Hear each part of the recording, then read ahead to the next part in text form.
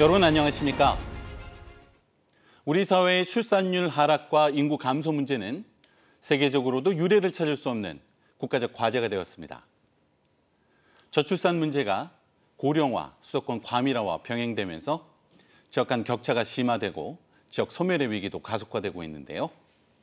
오늘 시시각각에서는 인구 감소로 인한 우리 지역의 소멸 위기에 대해서 알아보고 대책은 무엇인지 이야기 나누겠습니다. 오늘 함께해 주실 분들 소개해드리겠습니다. 가세로 태안군수 자리하셨습니다. 태안군수 가세로입니다. 서용석 카이스트 문술미래전략대학원 교수 자리하셨습니다. 이승열 충남도 인구전략국 인구정책과장 함께하겠습니다. 안녕하세요. 먼저 준비된 영상 보시고 토론 이어가겠습니다. South Korea would have about a third of its current population, perhaps much less.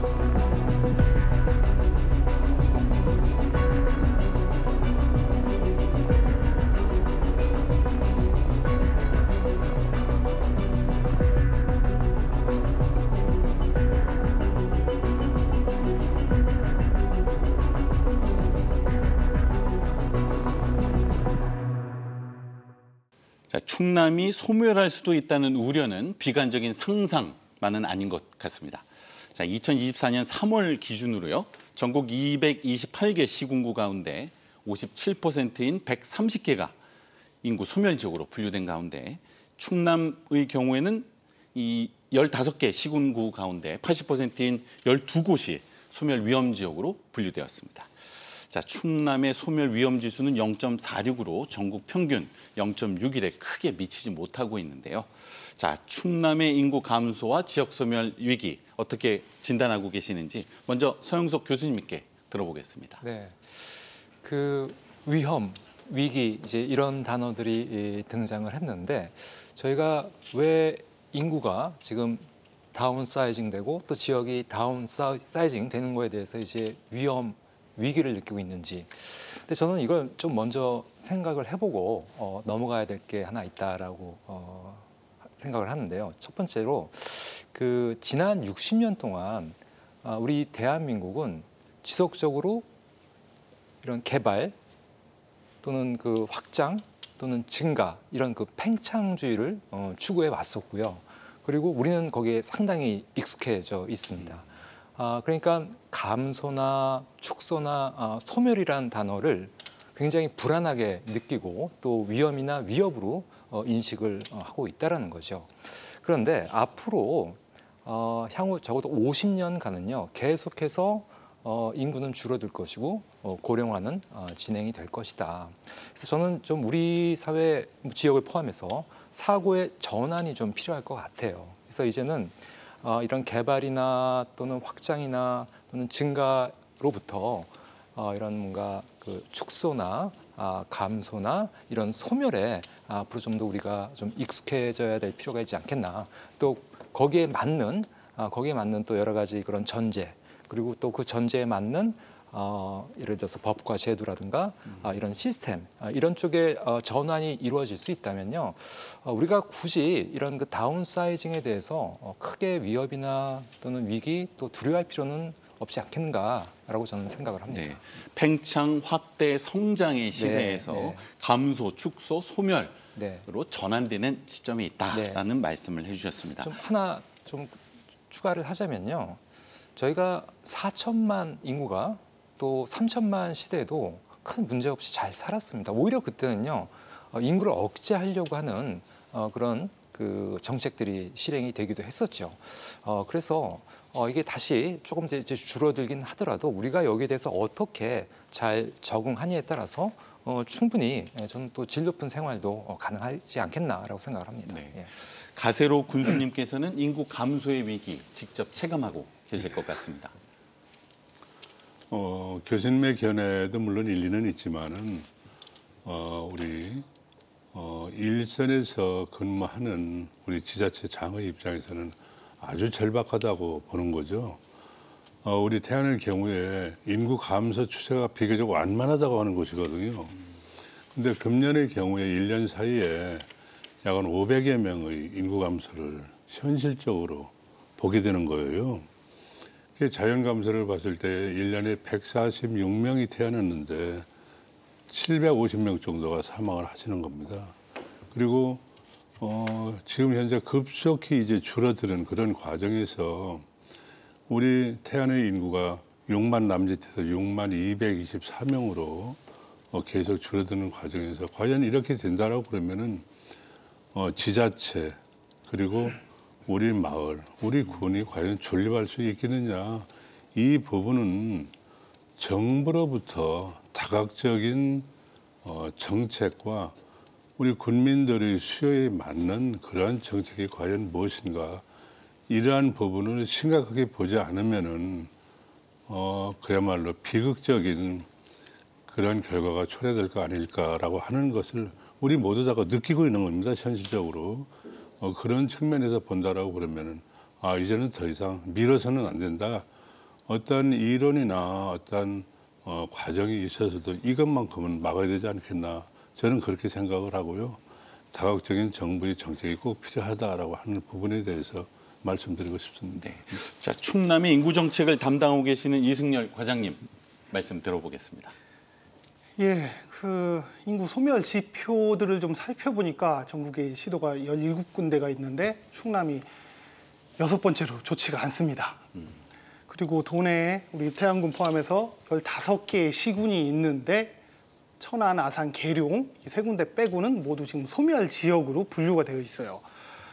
지방정부에서 이제 담당 업무를 하고 있는 사람의 입장으로서 이제 계속 큰 경각심을 좀 느끼고 있고, 저는 이제 그 지역의 인구 감소 현상에 대해서 좀 원인을 좀 생각을 해봤습니다. 다양한 원인들이 이제 제기가 될 수 있겠지만, 첫 번째로 이제 수도권 집중화 문제를 언급하지 않을 수가 없습니다. 우리나라의 그 수도권 집중화, 서울 집중화 문제는 조선시대 때부터 사람은 서울로 보내고 말은 제주도로 보내고 이런 말이 있을 정도로 이제 오래된 역사가 있었지만, 1960년대 이후에 급속한 산업화를 거치면서 대한민국의 모든 인적, 물적 자원이 서울로 몰리게 됐어요. 아까 교수님께서 팽창주의라는 표현도 쓰셨지만 일맥상통한다고 봅니다. 결국 이 구조가 지역의 젊은이들이 고향을 버리고 수도권으로 갈 수밖에 없게끔, 그런 선택을 할 수밖에 없게끔 만들고 있다고 저는 생각을 합니다. 그리고 인구 감소의 또 다른 원인 중에 하나는 이제 우리가 피부로 느끼고 있는 만성화돼 버린 저출산 문제를 얘기하지 않을 수가 없습니다. 작년 통계 기준으로 0.72가 돼 버렸는데요.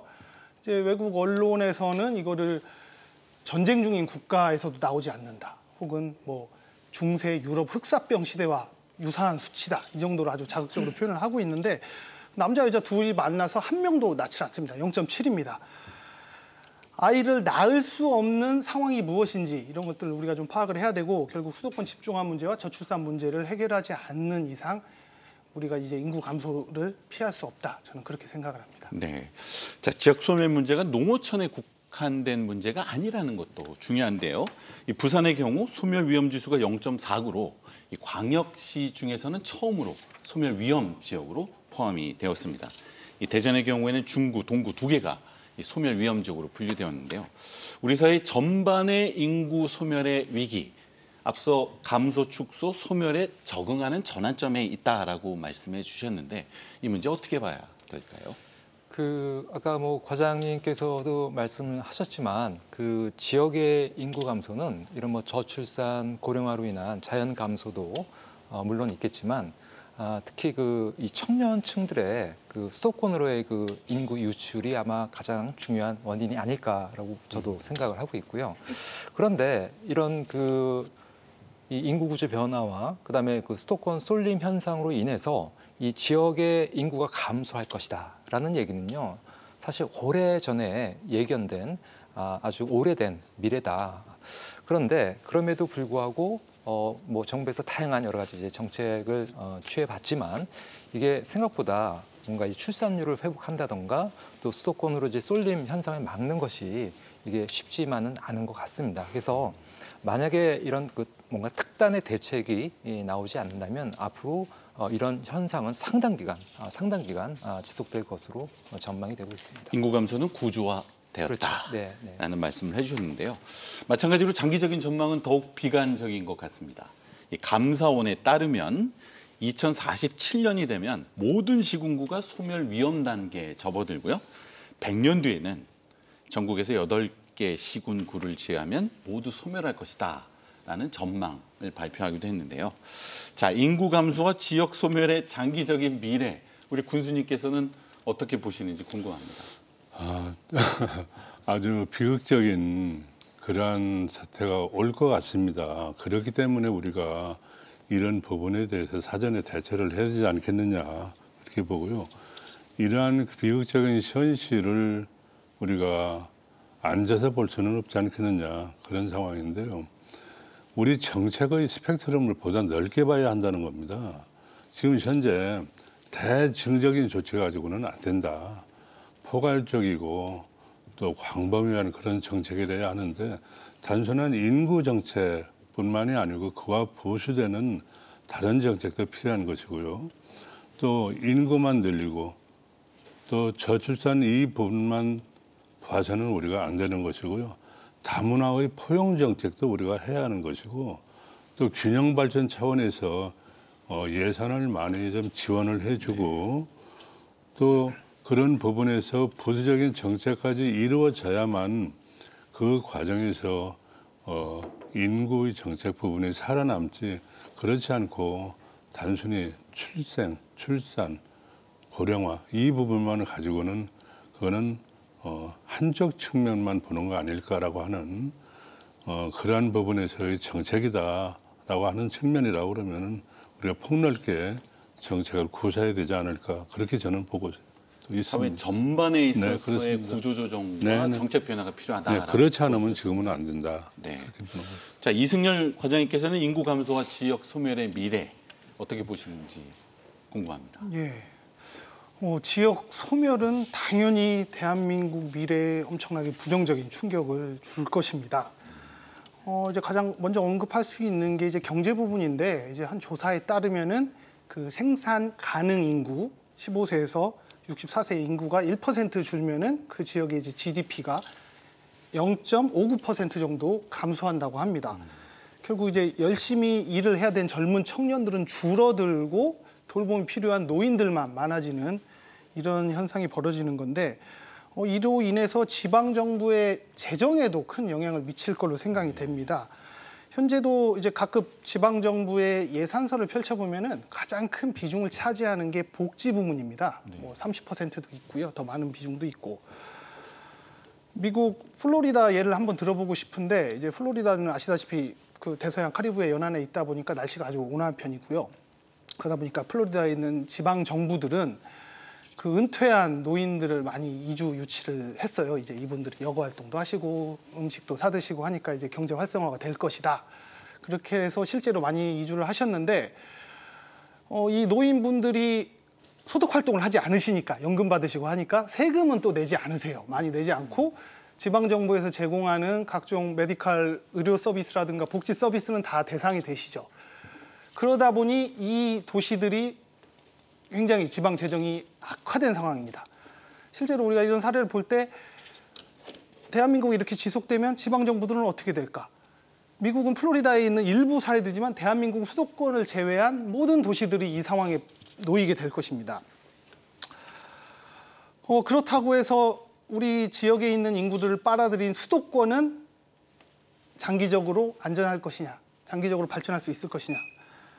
기본적으로 서울은 대한민국에서 그리고 전 세계에서도 경쟁이 가장 치열한 도시입니다. 일에 치여 살고 자기 개인 생활하기 바빠서 출산율이 0.5입니다. 남녀 4명이서 아이를 1명 낳는 수준이에요. 그래서 지금 이 추세에 반전이 없다면 일단 지역이 먼저 소멸할 거고요. 그다음에 수도권을 포함한 대한민국도 점진적으로 소멸하지 않을까. 저는 이런 좀 암울한 진단을 내리고 싶습니다. 네. 서영석 교수님. 네. 자, 저출산 고령화로 인한 이 축소 사회의 위기가 이 성장과 팽창 시기에 만들어졌던 또는 설계되었던 정책은 물론이고요. 사회 구조 조정의 비용과 갈등을 수반하게 될 텐데 예. 어떤 과제가 필요할까요?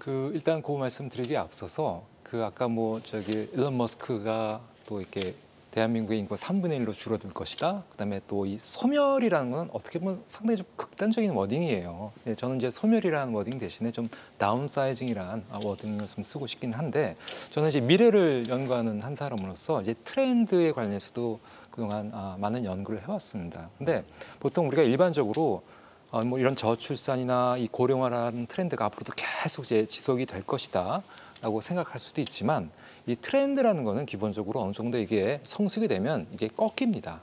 다시 이제 줄어들 수 있다라는 거죠. 그리고 이제 2117년이라는 그 우리가 시계를 놓고 봤을 때 앞으로 한 100년은 남은 시간이라는 거죠. 물론 이제 저출산의 그런 추세나 기조는 뭐 어느 정도 유지가 되겠지만요. 이 100년 사이에 어떤 일이 일어날지는 아무도 모른다라는 겁니다. 기술이 발전할 수도 있고 우리의 가치관이 바뀔 수도 있고 또 환경이 변할 수도 있고 그래서 이런 측면을 봤을 때 인구가 다시 늘어나는 또 그런 상황도 우리가 충분히 맞이할 수 있다. 네. 그래서 너무 이게 하나의 미래만 놓고 보는 게 아니라 좀 다양한 그런 좀 시나리오를 가지고 우리가 좀 미래를 바라봐야 되지 않겠나 네. 그런 생각을 갖고 있습니다. 자, 그럼 이어서 저출산 고령화로 인한 지역 소멸에 대응해왔던 네. 정책에 대해서 짚어보도록 하겠습니다. 사실 지금은 익숙해졌지만 지역 소멸이라고 하는 단어는 일본에서 마쓰다 보고서가 그렇죠. 발표된 2014년 네. 처음 등장한 개념인데요.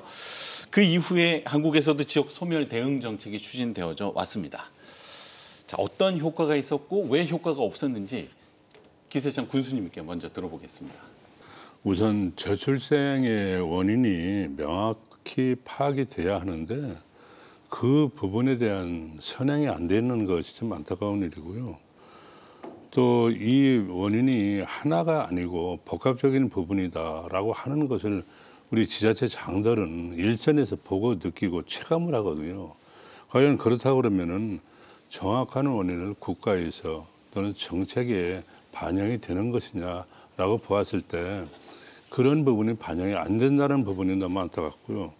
사실상 인구 증가가 무관한 그런 사업이나 아니면은 특정 수요층만 이득이 되는 배를 불리는 그런 정책으로 흐르고 있는 것 아닐까라고 하는 그런 부분에서 뭔가 문제가 있어 보인다는 것이고요. 예산이 물론 한정되어 있는 부분이지만은 전문가들의 의견을 좀 들어보고 또 현실적으로 생활하는 분들의 의견을 좀 들어서 우선은 체감 효과가 높은 그런 정책을 펴왔으면 좋겠다라고 하는 그런 부분이 좀 아쉽거든요. 답답한 부분이 많습니다. 일전에 근무하면서 보면은요. 그래서 무언가 아직은 비협하다. 이거 가지고는 안 되는데 이런 생각을 하면서 계속해서 피드백을 시켜야 될 게 무엇이지 하는 것을 고민은 하지만은 일선의 지자체 장으로서는 사실은 한계가 있는 부분이죠. 네. 그렇게 생각합니다. 자, 지역 소멸 대응 정책의 한계점에 대해서 군수님께서 짚어주셨는데요. 성석 교수님께서는 지난 멀리 보면 20년간 계속되어져 온 지역 균형 발전이라든가 저출생 문제에 대한 정책 대응 어떻게 평가하시는지요? 일단 기본적으로 일단 국가적인 차원에서 봤을 때 이렇게 출산율이 이렇게 낮아지는 그 근본적인 원인에 대해서 일단 우리가 좀 고민을 해야 된다라고 말씀하셨는데 아까 과장님께서도 말씀하셨지만 대다수의 전문가들이 우리나라가 유독 이렇게 출산율이 낮은 원인을 과도한 경쟁에서 찾고 있습니다. 아마 서울시가 전국 지자체 중에서 지금 출산율이 제일 낮잖아요. 0.52. 그것만 보더라도 이 서울 같은 경우는 굉장히 경쟁이 치열합니다. 그래서 이 청년들이 이 경쟁에서 낙오되지 않기 위해서 결혼도 미루고 출산도 미루고 또 결국에는 아이도 낳지 않다 보니까 출산율이 떨어질 수밖에 없다라는 거죠. 그렇다고 이 경쟁에서 만약에 밀리거나 낙오됐을 경우에 또 이를 다시 포용하고 또 패자 부활의 기회를 줄 수 있는 이런 사회 안정망도 제대로 지금 우리 사회가 갖춰져 있지 못하다. 그래서 이런 과다한 경쟁의 문제를 우리가 해결하지 않는 이상은 출산율은 앞으로도 계속 낮아질 수밖에 없다라는 생각이고요. 그다음에 지역 차원에서 볼 때 왜 이렇게 청년들이 자꾸 수도권으로 이제 유출이 되느냐. 너무 당연한 얘기지만요. 뭔가 지역에 남아서 지역 발전을 위해서 기여할 수 있을 만한 그런 유인이 별로 없어요. 이 유인이. 특히 의료라든가 교육이라든가 문화라든가 이런 소위 인프라, 생활 인프라가 이 수도권과의 격차가 너무 크기 때문에 이 지역에 남아 있는 거라는 것 자체가 뭔가 좀 이렇게 삶의 질이 떨어지고 또는 유행에 뒤처진다는 이런 느낌을 청년들이 받기 때문에 어떻게 해서든지 이제 수도권으로 이제 가려고 하는 이런 경우가 결국은 이제 지역 다운사이징의 중요한 원인이 되고 있지 않나라는 생각을 합니다. 자, 지역 간 격차 그리고 과도한 경쟁이 이 저출생 문제의 원인이다라고 짚어주셨는데요. 뭐 그와 연관된 쟁점이 수도권 과밀화 문제가 아닐까 생각이 됩니다. 이 수도권 과밀화야말로 지역 소멸을 가중시키는 원인으로 지목되어져 왔는데 이 국토의 12%에 불과한 지역에 인구의 51%가 거주하는 것은 세계에서도 비교 사례가 없는 쟁점이라고 할 수가 있겠습니다. 자, 수도권 과밀화가 계속되는 원인에 대해서는 어떻게 보시는지 가세로 군수님께 먼저 들어보겠습니다. 저는 이렇게 생각을 합니다. 교수님 말씀대로 인프라가 이미 구축되어 있는 곳이기 때문에 그것을 지향하는 것이고요. 또 그분들이 그곳에 가서 또 인프라 구축을 합니다. 그렇지만 상대적으로 지방의 경우에는 소멸될 수밖에 없죠. 이 부분의 한계를 어떻게 극복을 해야 할 것인가, 이것이 가장 저는 관건이라고 보거든요. 우리 태안의 경우에도 2022년도 우리 청년 창업 비즈니스 센터를 운영을 현재까지 하고 있는데 그 부분에서 많은 우리 청년분들의 판을 우리가 함께 엮어가면서 생활을 같이 하고 있어요. 그렇지만 나머지 부분에 대해서 구직이라든지 여러 가지 청년들의 수요, 이 부분에 대해서 우리가 다 만족해 할 수는 없고 또 만족하게 우리가 보완해 줄 수는 없지 않습니까? 그런 과정에서 우선 일자리라든지 여러 가지 부분에서 대도시를 지향하게 되는데 우리보다 더한 그러한 그 적은 도시의 경우에는 아마 이 부분이 가장 심각한 부분이 아닐까 그렇게 생각을 하고요. 이것을 완화시키고 균형을 찾기 위해서는 바로 그때, 즉 바로 지금입니다. 그때에 우리 정부에서 왜 주도적으로 이런 정책이 먹혀 들어갈 수 있도록 해야 하는데 그것을 실기한다는 거죠. 타임렉이 계속 있으면서 항상 뒤에서 정부의 방침이 늦는다든지 아니면 실효성이 없다든지 실기를 한다든지 이런 과정에서의 아쉬움. 이거 중앙정부에서 이런 식으로 해서는 안 된다는 겁니다. 저희 생각은 가장 이것이 큰 것이 아닐까. 그래서 교통 부분이라든지 의료 부분이라든지 또 교육 부분이라든지 이런 것을 채워 넣는 그러한 정책이 아주 요긴하다. 저는 그렇게 생각을 하고 있습니다. 비수도권 지역을 네. 지원하는 그렇습니다. 정책적인 요인에 있었다라는 점을 짚어주셨는데요. 네, 성윤석 교수님께서는 사실 일본은 2008년부터 순인구가 감소하고 있음에도 불구하고 수도권 과밀화에 있어서는 한국이 압도적인 우위에 있습니다. 그 원인 어디에 있다고 보십니까? 아까 뭐 우리 이승열 과장님께서도 망아지는 제주로 보내고 사람은 서울로 보낸다. 그 외에도 뭐로 가도 서울만 가면 된다 이런 속담이 있잖아요. 이게 사실 이 1000년 동안의 그 중앙 집권의 역사, 그 일본하고 이제 중국만 하더라도 이 정도까지는 아닙니다. 그러니까 어떻게 보면 이게 굉장히 우리 그 한국 사회에 뿌리 깊게 박혀 있는 굉장히 고질적인 문제라는 거죠. 이 수도권 집중 문제가.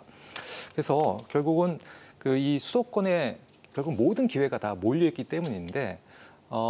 뭐 일자리의 기회도 수도권에 있고 교육의 기회도 수도권에 있고 또 문화 향유의 기회도 다 수도권에 집중이 돼 있다는 겁니다. 그래서 이런 부분에 대한 그 문제가 해결이 되지 않는 이상은 수도권 그 집중은 앞으로도 계속될 것으로 이제 전망이 됩니다. 네. 교수님께서는 앞서서도 청년 세대의 유출이 이 지역 소멸의 가장 중요한 원인이다라고 짚어주셨는데요. 실제 이 충남 지역에서 대학을 마친 청년 가운데 수도권으로 취업하는 비중이 64%, 도내 취업 비율은 22%에 불과하다고 합니다. 왜 청년이 자꾸 수도권으로 유출되고 있을까요? 뭐 가장 중요한 이유는 결국 일자리겠죠. 일자리인데 결국 이제 그 청년들이 선호하는 그 안정적이고 또 이 고소득의 일자리가 상대적으로 이제 수도권에 많이 이제 집중이 돼 있다 보니까 결국 이제 청년들이 수도권으로 몰리는 이유일 테고, 그다음에 또 하나가 그 충남 같은 경우는 너무 특정 산업에 좀 치우쳐져 있는 것 같아요. 주로 이제 제조업 같은 경우인데 뭐 잘 아시겠지만 그 최근에 청년들은 이 제조업에서 일하는 것을 좀 꺼려합니다. 그리고 이 청년들이 선호하는 직업은 주로 뭐 IT나 금융이나 뭐 문화 콘텐츠 이런 쪽인데 이런 것들도 거의 대부분 수도권에 몰려 있다라는 그런 한계를 갖고 있고요.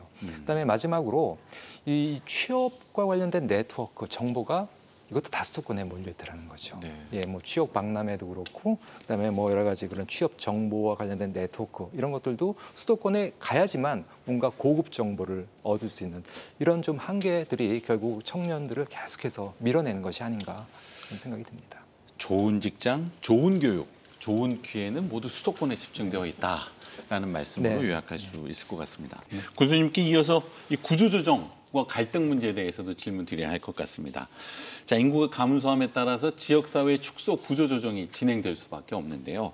특히 137개 학교가 작년에 폐교되었는데 이 중 81%는 비수도권 학교입니다. 충남의 경우에도 내년에 17곳의 초중 고등학교가 폐교될 예정이라고 하는데 자, 미래 세대를 교육하는 학교의 폐교, 이 지역사회에 미치는 영향이 아주 클 것 같습니다. 우리 당장 태안군의 당면 과제이기도 합니다. 1년 사이에 어린이집 한 곳이 폐원이 됐고 또 한 곳이 휴원이 됐는데요. 바로 우리 현실의 태안의 문제거든요. 이 부분에 우리 태안군이 또 큰 걱정을 하나 안게 되는데 우리 생산 경제 기반인 태안화력발전소가 단계적으로 이제 폐쇄에 들어갑니다. 2025년부터 그렇게 되면은 1, 2호기가 폐쇄되더라도 그것만 가지고 인구 3천이 빠져나가는 큰 재앙이 정말 눈앞에 닥쳐왔거든요. 그리고 이런 부분에 대해서 과연 우리가 어떻게 견뎌내야 하느냐. 아직 중앙정부에서 후속 조치가 이루어지지 않았습니다. 그리고 법률로 이 부분이 지원이 되는 항구보장의 어떠한 보장책이 있어야 하는데 이것도 아직은 이루어지질 않고 있습니다. 이건 태안뿐만이 아니고 다른 것도 마찬가지일 텐데 11조 9천억이라고 하는 엄청난 경제적인 손실과 인구 유출과 이 부분을 과연 지자체 혼자 이것을 독자적으로 어떻게 해결을 하겠습니까? 네. 이거는 정부에서 그 부분에 대해서 전폭적인 파격적인 지원이 없이는 안 된다는 부분이고요. 단순히 학교가 없어진다고 하는 것은 이것은 단순하게 볼 이유가 전혀 없고 또 그렇게 봐서는 안 된다는 겁니다. 학교가 없어진다라고 하는 것은 이건 바로 스노우볼이다 저는 생각을 하고요. 이 신호탄을 가지고 그 부분에 대해서 획기적인 지원이 없이는 안 된다. 그래서 우리 태안의 경우에는 해상폭력도 필요한 것이고 또 여러 가지 자구책, 대응책을 마련은 하지만은 도나 또는 중앙정부에서 화력발전소 폐쇄 지역에 대해서 법으로 보장할 수 있는 특별법을 만들어 달라고 하는 것이 우리 계속적인 또 지속적인 요구사항이거든요. 아직 중앙정부에서 이런 게 이루어지지 않고 있으니까 과연 이것을 어떻게 해결을 해야 하느냐라고 했을 때 어마어마한 심각한 문제거든요, 이 부분은. 네. 정부에서는 인구 감소 지역 지원 네. 특별법을 제정하고 네. 인구 감소 지역에 대한 중앙 정부 차원의 지원 정책도 네. 추진하고 네. 있는데 네. 이 정책적인 수단에서 어떤 점이 좀 보완되어야 할지요? 저는 기본적으로 굉장히 그 중요한 정책이고 또 이 중앙 정부도 이런 그 지역 문제에 대해서 큰 관심을 갖고 있다라는 좋은 하나의 신호다라고 생각을 하고 있고요. 특히 그 지방 소멸 대응 기금 같은 경우는 뭐 지역의 인프라 확충이라든가 뭐 청년 일자리 창출이라든가 또는 뭐 청년 지원 이런데 상당히 이제 요긴하게 쓸 수 있는 그런 좀 예산이라고 생각이 되는데 이제 다만 이게 실효성을 높이기 위해서는 이게 너무 단기적인 성과에 매몰돼서는 안 된다라는 거죠. 이거 효과 안 나오네, 예산 끊어버리고 이러면 안 된다라는 거죠. 이건 상당히 장기적으로 이제 효과가 나타나는 부분이기 때문에 절대로 이 단기적인 접근은 좀 지양해야 되고요. 그다음에 또 하나가 이게 지역마다 다 특성이 다르기 때문에 이걸 너무 동일한 방식으로 일괄적으로 배분하는 이런 부분들도 우리가 좀 피해야 된다라는 생각이 들고, 그다음에 지역 차원에서도 노력이 필요합니다. 그러니까 이 예산을 만약에 받았을 때 이를 어떻게 좀 효과적으로 사용할 수 있을지에 대한 그런 좀 치밀한 계획들, 그리고 이런 예산을 잘 관리할 수 있는 이런 그 전문 인력 확보도 필요하지 않겠나라는 생각이 듭니다. 중앙정부의 지원뿐만 아니라 네. 이 지역 차원의 노력도 필요하다라고 교수님께서 지적해 주셨는데, 충남도에서는 이 지역 소멸 위기에 대응해서 어떤 지역 차원의 노력을 하고 있는지는 이승열 과장님께 들어볼 수 있을 것 같습니다. 예, 충남도의 노력에 관련된 말씀드리기 전에 이제 교수님께서 지방 소멸 대응 기금을 단기적인 관점에서 쓰지 말자 이 말씀을 하셨는데, 저는 현실적으로 이제 일을 하는 지방 정부의 이제 관계자로서 이 예산이 한도가 있습니다. 10년입니다. 10년. 2022년부터 2031년까지 쓰여지게 돼 있어요. 그래서 10년 이 한도 내에 이 기간 내에 성과를 내야 되기 때문에 사실 마음이 저희 집행하는 사람들도 좀 촉박한 거는 마음이 답답한 건 좀 사실입니다. 좀 그 부분에 좀 오해가 있으신 것 같은데, 단기적인 거에 쓰지 말자는 얘기가 아니라 중앙 정부가 너무 지방 정부로부터 단기적인 성과를 요구하지 말자라는 예, 거예요. 저도 같은 취지입니다. 그래서 그런데 이제 또 돈을 주는 입장에서는 이게 나라 돈인데 성과 없이 이렇게 줄 수는 없으니 자꾸 그런 좀 압박을 받는 이런 측면이 있거든요. 그래서 제가 뭐 이 자리에서 또 그 중앙 정부에도 우리가 집행 가이드라인이나 이런 것들을 그 기금의 활용 용도 이런 것들을 좀 합리적으로 조정을 하자 다시 한번 제안을 드립니다. 그 아울러서 이제 사회자님께서 우리 도 차원에서 도내 이제 지역 균형 발전을 균형 발전을 위해서 이제 어떤 정책을 하느냐도 물음을 주셨는데, 아까 서두에서도 교수님 말씀 주셨는데 지역 소멸 이야기가 이제 최근에 화두가 됐지만 이런 지역이 점차 다운사이징 되고 있다는 거는 최근 문제는 아닙니다. 그렇죠. 상당히 오래전부터 우리가 다 느끼고 있었는데 그게 체감을 하지 못했을 것뿐이지. 그래서 저희 도 차원에서도 이런 지역 내 불균형 문제를 해소하고자 2008년도부터 지역 균형 발전 사업이라는 거를 세우고 집행하기 시작을 했습니다. 일종의 이제 충남판 지방 소멸 대응 기금입니다. 그래서 사회자님께서 말씀 주신 그 3,030억의 예산은 또 이제 그 일부 좀 사례를 말씀 주신 것 같고, 2025년까지 현재 1조 8천억의 예산이 투입이 됐고, 향후 2030년까지는 1조 2천억 원이 추가로 투입될 예정이 있습니다. 이 지역 균형 발전 사업은 그냥 막연한 재정 투자가 아니고요. 각 시군의 이제 특성에 맞게끔 그 발전 방향에 부합하게끔 그렇게 사업을 세팅을 하고 있습니다. 그래서 제일 뭐 열악한 청양 한번 사례를 들어보면은 주로 이제 로컬 푸드를 유통하고 판매하거나 또 그리고 농식품 가공 산업에 좀 돈을 많이 쓰이고 있고, 우리 태안군 같은 경우에는 아시겠지만 거기 한서대에 좋은 비행장이 있고 좋은 해안선들이 있습니다. 그래서 드론 산업을 좀 활성화하기 위해서 드론 혁신 클러스터 조성에 많은 예산이 좀 들어가고 있습니다. 뭐 이 사업들이 지역 소멸을 모두 막을 수는 없겠지만 하여간에 이제 충남 지역이 골고루 발전하는 데 있어서 좀 마중물이 되기를 저는 기대하고 있습니다. 군수님, 태안군 같은 경우에는 이 인구 유입 정책에 있어서 아주 좋은 평가를 받은 바 있었습니다. 네. 자, 청년 인구의 유입을 위해서 어떤 정책을 추진하고 계시는지요? 청년 창업센터도 우리가 지금 만들고 또 운영을 하고 있고요. 또 방금 말씀 나온 드론 센터, 또 우리 말리포의 서핑 센터, 이런 여러 가지 부분을 우리가 하고 있는데 사실상 만족할 만한 수준의 우리 지방자치단체에서 하기에는 사실은 역부족한 부분이 많이 있습니다. 이게 미봉책에 그칠 정도의 것은 아니지만 그래도 우리 나름대로 최선을 다해서 하고 있고 또 여러 가지 평가를 받는 부분도 있는데, 이것만 가지고는 우리가 다 수용할 수 없다는 부분이 이제 문제인 것이고요. 과연 수요가 계속적으로 증폭되는 과정에서 제한되어 있는 또 예산과 제도가 충분치 못한 지자체의 입장에서 우리 청년들의 모든 부분을 수요에 따르기에는 한계가 있는 그 부분에서의 고민이 보통 문제가 아니죠. 교육과 의료 여러 가지 부분에서 어렵고 힘든 부분인데요. 이러한 것을 획기적으로 도움 줄 수 있는 그러한 정책이 언제쯤 이루어지려나 그것이 가장 걱정되고 기다려지는 부분입니다. 네. 군수님의 질문을 받아서요. 교수님께 질문 드려야 될 것 같습니다. 앞서 이 축소, 감소에 적응하는 장기적인 정책, 어떤 정책적인 방향성을 설정해야 할지 말씀 부탁드립니다. 일단 기본적으로 우리의 기본적인 모든 전제, 뭐 정치, 경제, 사회, 문화, 교육 이게 다 인구가 증가하고 경제가 성장하는 여기 다 맞춰져 있다는 거죠. 대표적으로 이제 연금 같은 경우가 이제 그런 경우인데 이제는 이 전제 자체가 다 이제 바뀌어야 된다는 거죠. 그 반대로 가고 있다는 거. 그러기 위해서는요, 저는 기본적으로 우리가 이제 두 가지 그 바퀴로 굴러가야 될 것 같아요. 첫 번째가 가급적이면은 이런 그 인구가 감소하고 고령화되고 또 지역이 축소되는 것을 완화시키기 위해서는 또 여러 가지 정책들이 가능하겠죠.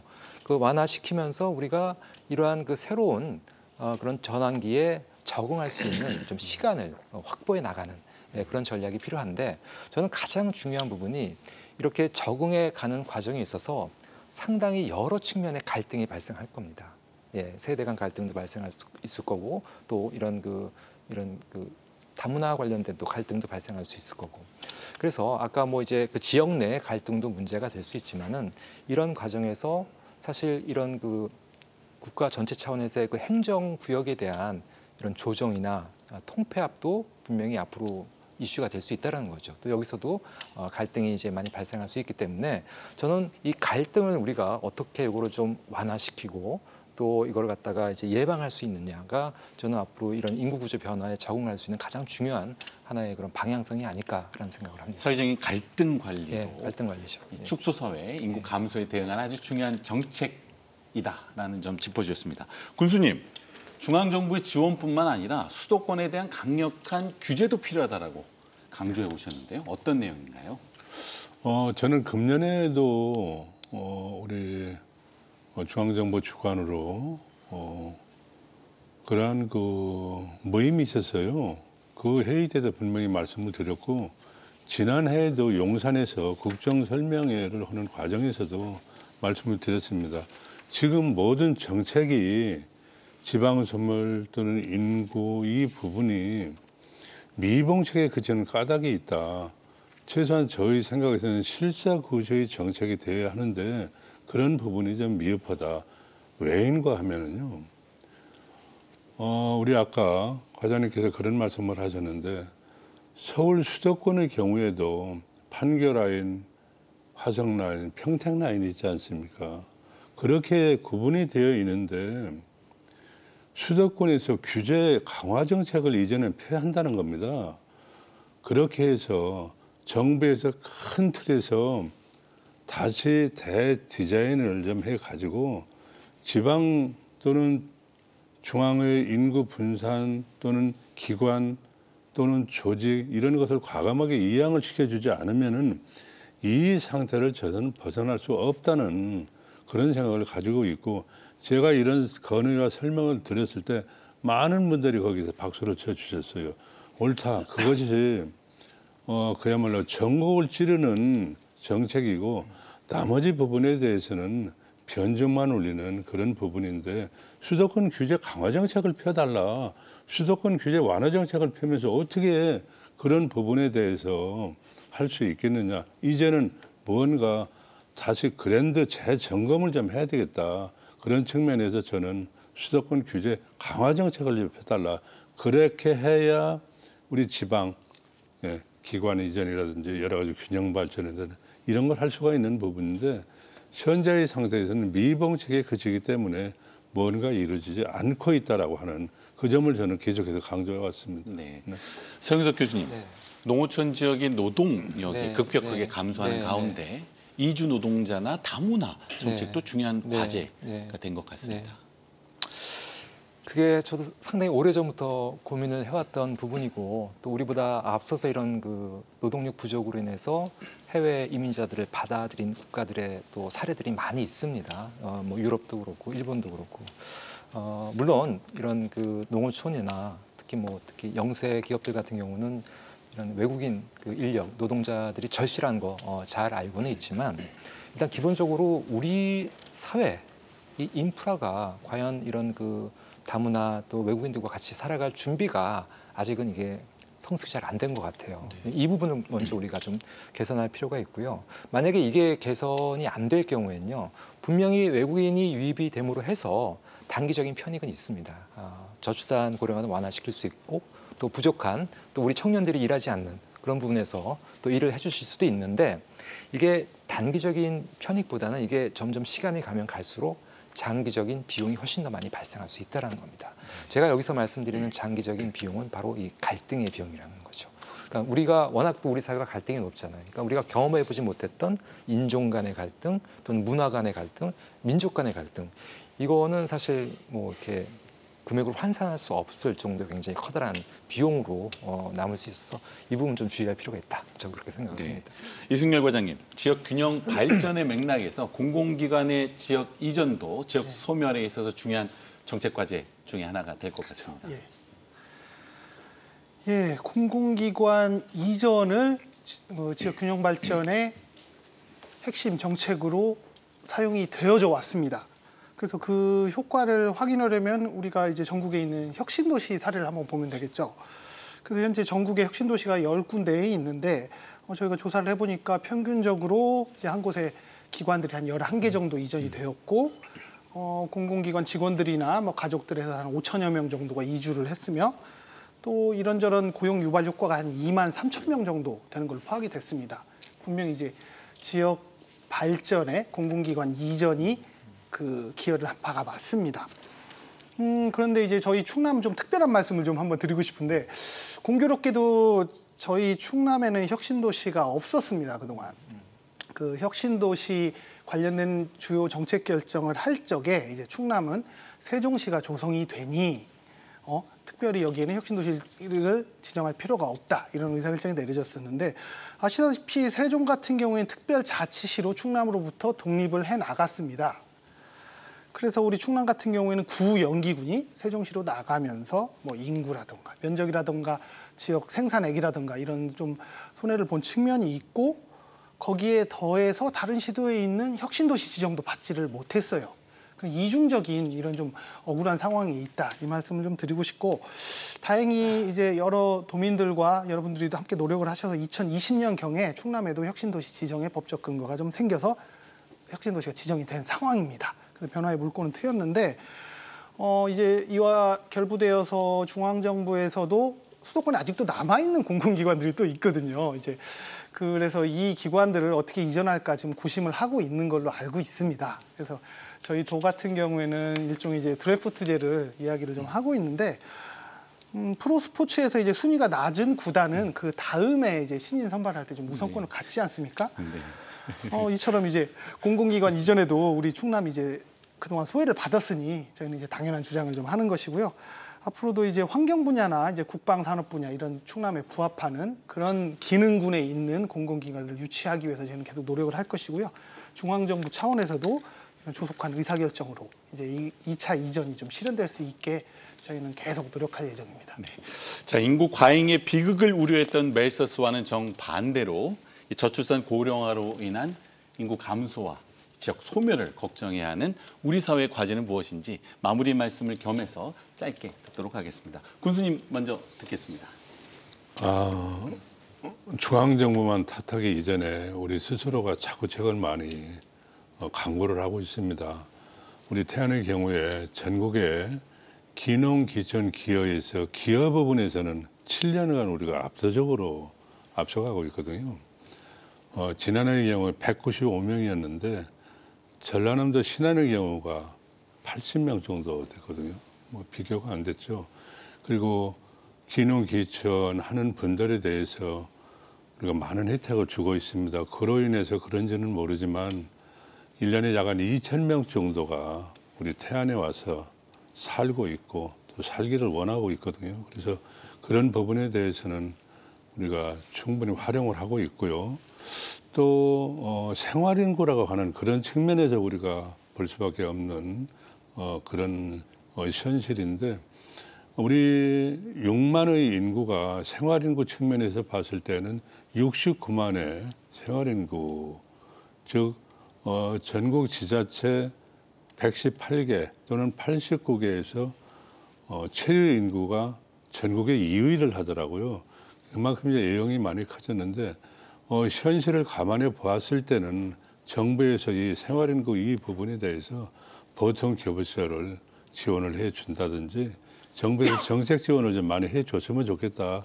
이제는 뭐 여러 가지 여건이 과거와는 달라지기 때문에 이런 부분에 대해서도 정부 예산 또 정부의 지원이 꼭 필요하다라고 하는 그런 점에 대해서 좀 강조를 해드리고 싶고요.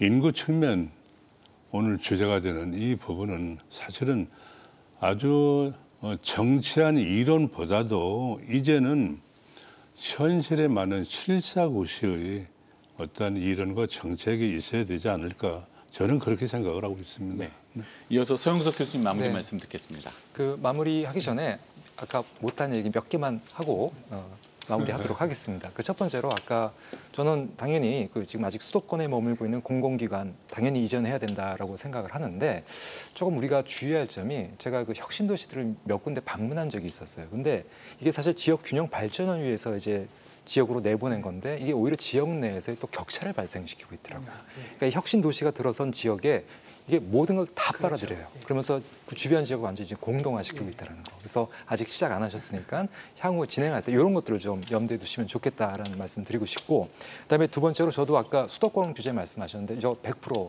동의를 합니다. 그러니까 수도권에서 뭔가 기업을 한다라는 게 이게 비용이 많이 든다는 걸 알아야 돼요, 기업들이. 그래야 이제 지역으로 이제 이전할 수 있는 거고, 거기에 더해서 청년들도 알아야 될 것이 수도권에 서울에 산다는 게 굉장히 힘들고 어렵다라는 거.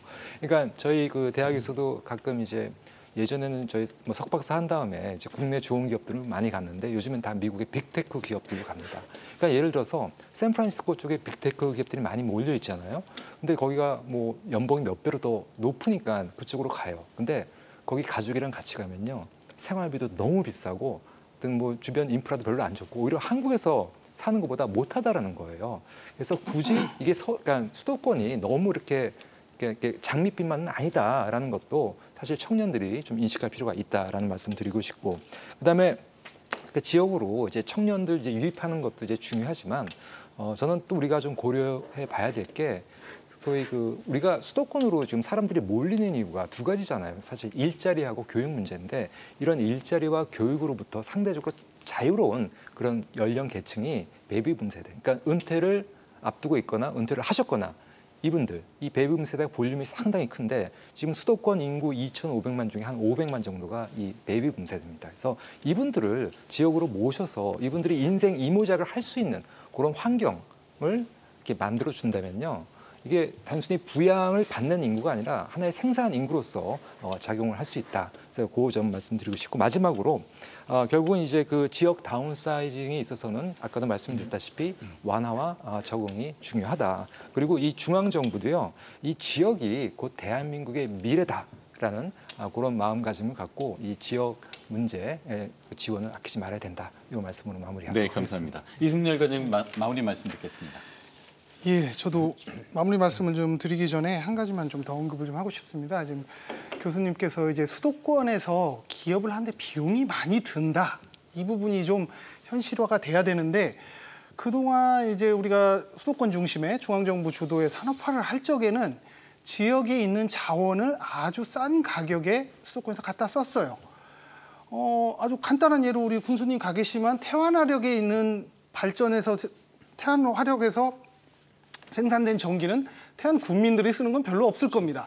대부분 다 경기도에 있는 공장들에서 쓰게 되는데 전기요금은 다 똑같이 받고 있어요. 결국은 제일 피해를 보고 제일 희생을 하는 건 태안 국민과 충남 도민들일 텐데 그 편익을 누리는 거는 경기도에 있는 기업체들일 겁니다.